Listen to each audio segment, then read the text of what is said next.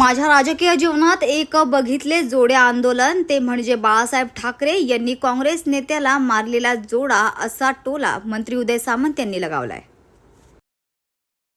14 गावांसाठी समावेश होताना घातलेल्या अटी पूर्ण झालेल्या नाहीत यासाठी मुख्यमंत्र्यांना पत्र लिहिले आहे अशी माहिती गणेश नाईक यांनी दिली आहे।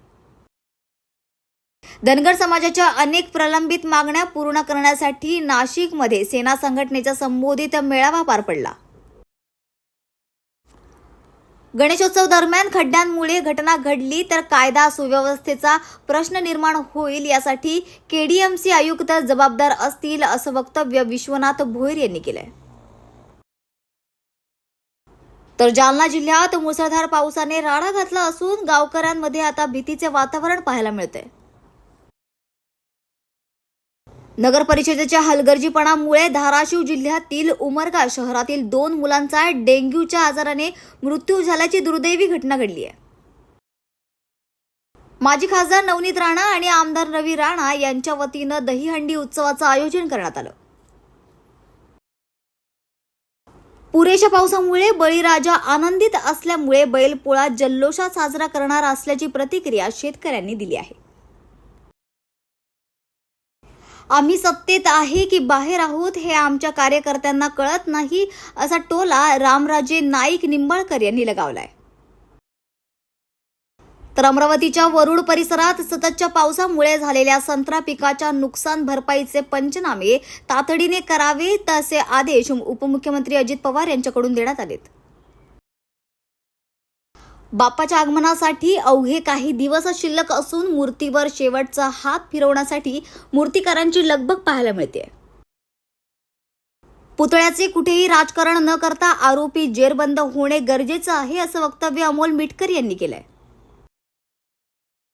घरात बसलेले आता रस्त्यावर उतरले आहेत पण जनता सुज्ञ आहे, येणाऱ्या निवडणुकीत त्यांना कायमचे घरात बसवेल असं वक्तव्य मुख्यमंत्री एकनाथ शिंदे यांनी केलंय।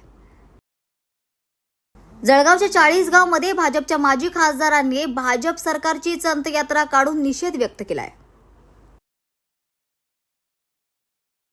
मुख्यमंत्री एकनाथ शिंदे यांच्या हस्ते स्वर्गीय बाळासाहेब ठाकरे गायमुख येथील चौपाटीच्या 2ऱ्या टप्प्याच्या कामाचे भूमिपूजन करण्यात आलं।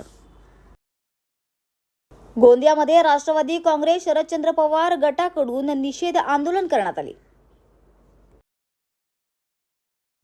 विधानसभा निवडणुकीत महाराष्ट्रात महायुती मोठ्या प्रमाणावर जागा जिंकेल असा दावा केंद्रीय मंत्री भूपेंद्र यादव यांनी केलाय।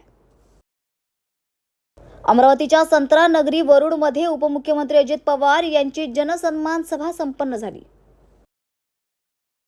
सोलापुरात शहर जिल्हा युवा सेनेच्या वतीनं जिल्हा प्रमुख बालाजी चौगुले यांच्या नेतृत्वाखाली रविवारी दुपारी 4 वाजेच्या सुमारास हुतात्मा पुतळा येथे भर पावसात महायुती सरकारच्या विरोधात जोडे मारो आंदोलन करून निषेध नोंदवण्यात आलाय। बंजारा क्रांती सेनेच्या वतीनं विमुक्त दिनानिमित्त छत्रपती संभाजीनगर येथे रॅली काढण्यात आली असून पारंपरिक वाद्य आणि पोशाखाने येथील नागरिकांचं लक्ष वेधलंय। जेजुरीत सोमवती यात्रेनिमित्त येणाऱ्या भाविकांनी कायदा आणि सुव्यवस्थेचं पालन करावं असं आवाहन सहाय्यक निरीक्षकांकडून करण्यात आलंय। जालना शहरातील MS जैन इंग्लिश स्कूल वाचवण्यासाठी मराठवाडा शिक्षक संघानं शहरात भव्य रॅली काढली आहे।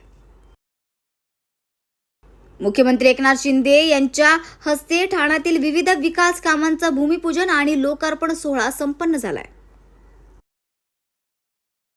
नाशिकच्या येवला येथे आज सरला बेटांचे महंत रामगिरी महाराज यांच्या समर्थनार्थ आणि बंगाल देशात हिंदूंवर झालेल्या अन्यायाच्या निषेधार्थ सकल हिंदू समाज आणि रामगिरी महाराज यांच्या भक्त परिवारातर्फे भव्य मोर्चा काढण्यात आला।